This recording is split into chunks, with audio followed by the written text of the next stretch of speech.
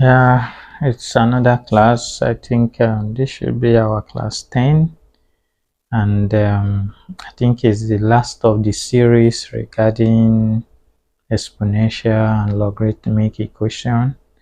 And from class 9, we saw some examination questions, and this is one of it that has to do with logarithmic application to a problem.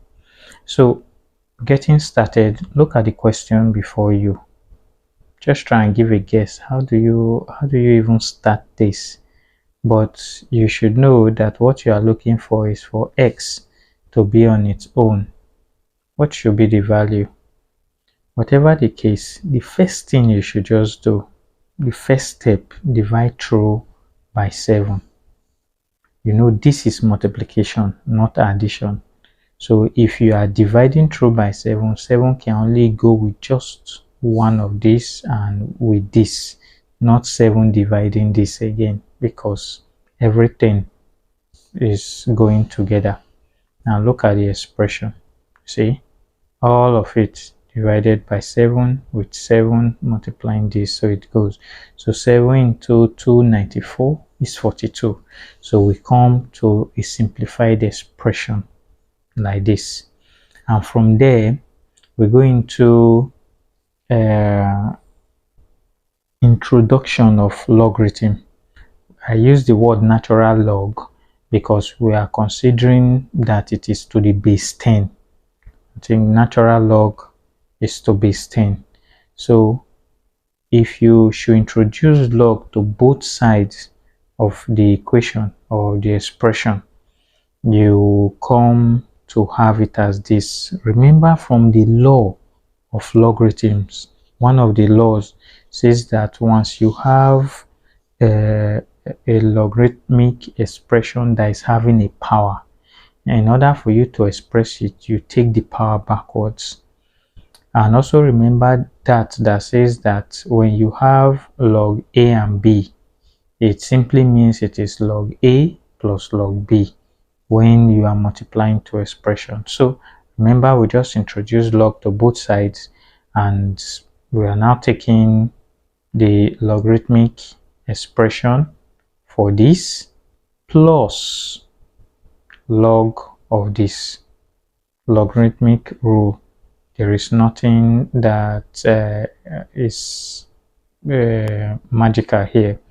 So the next thing we have to do, remember, among the logarithmic rules or laws, when we have an expression like this, you take whatever the power is backwards. That I think I mentioned, it's almost want to function like a calculus, integration, differentiation, but not exactly. That's a different topic on its own. Or however, just know that when you have an expression like this, you can take it backwards and you have the log of this. So something like this, it will turn into this, equal to the log as it remains. So we go further to see that we need to expand these brackets. So meaning this log of 14.3 will multiply x to give us this x 14.3 plus this same log will multiply 5 to give us this, and we have this expression down to the log of 42 has been expressed here. So we need to collect like terms, and if you collect like terms, you discover that you have this value carrying x. Then we move over to this 2x because it's carrying x, put it here, of the log. Then this log of 42 remains where it is after the equality sign, but we are moving this 5 without x. So we know that all this without x is on one side and the ones with x on one side. We bring x out because that is what is common to both sides, and we have this expression as this. We are just only taking x, we are putting it in brackets. So in place of log of 14.3, we have it as that. Then for this, it remains the way it is. So for x to be on its own, which we are looking for, you divide through both sides by what x is carrying, which is log of 14.3 plus 2 log of 6.4. That is what you use to divide. Depending on how the examiner wants it to be, our answer can be like this. But if they expect us to give us a figure, you can easily use your calculator to punch through these various logs to get the actual value that you need and put it there. But you've already expressed what the value of x should be at this stage.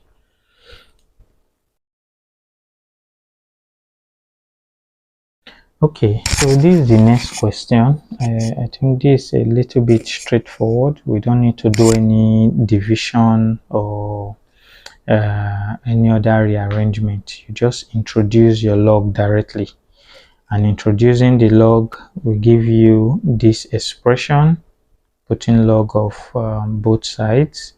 Then remember the manipulation that we did for log. One of the laws is actually manipulation, it's just the law. Brings this to x plus 1 backwards. We have this log plus this, you also bring it backwards for we to have log of plus 9.4. Then this expression will bring this 4x backward, so we have log of this. So you need to open the bracket as we did by saying this log 1.8, use it to multiply 2x to give us this, plus this log of 8 multiplying 1 will give us log of 1.8. so the same thing we'll do here to open this bracket.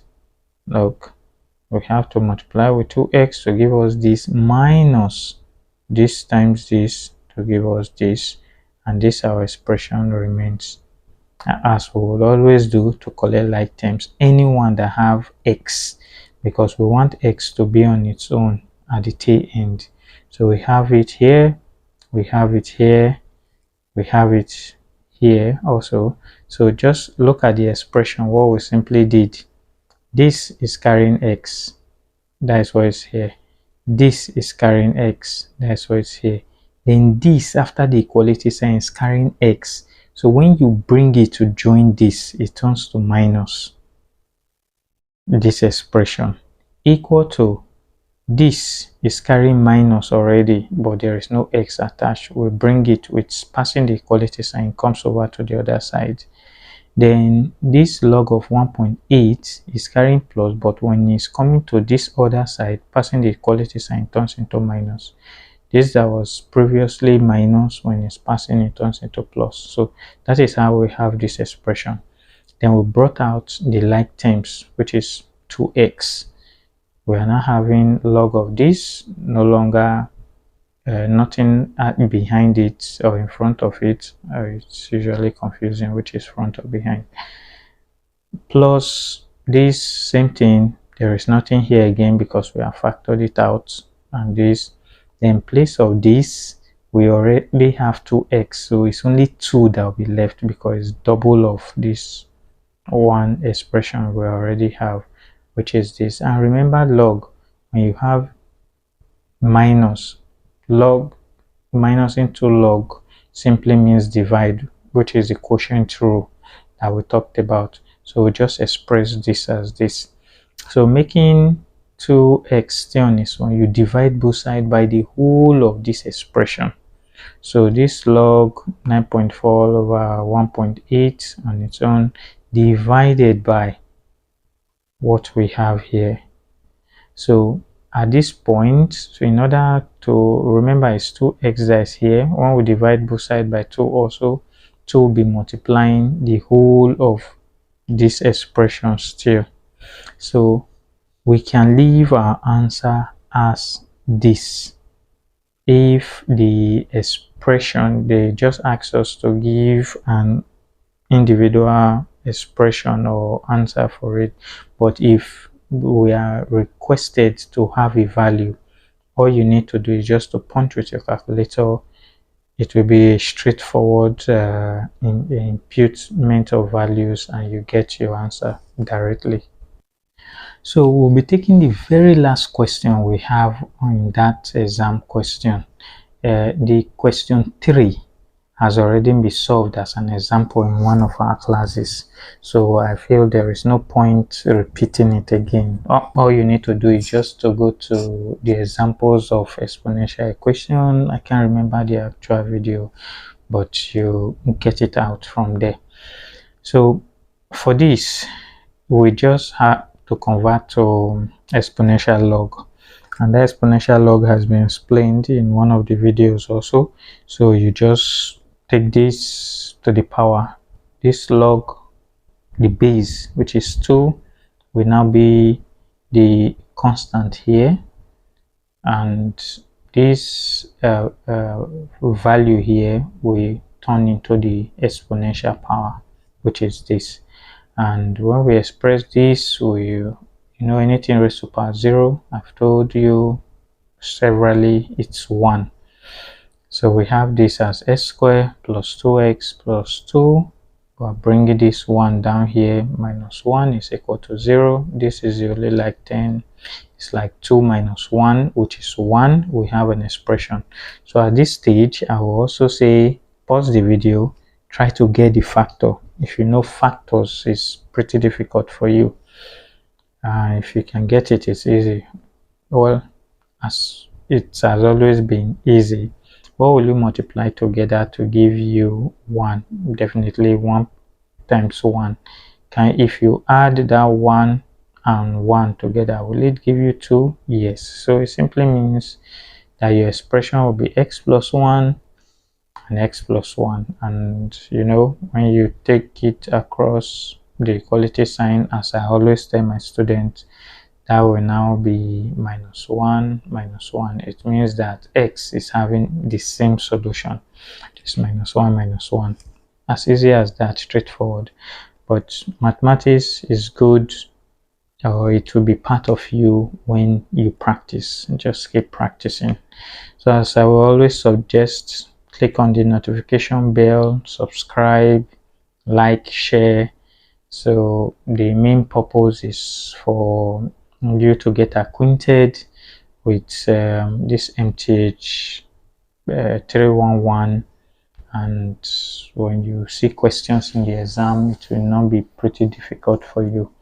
So the next topic I would want us to go into in our next class will be matrix, because in the exam questions it was pretty much in it. So matrix we go, and we'll learn the basics about matrix and solve some of the questions or even exam questions.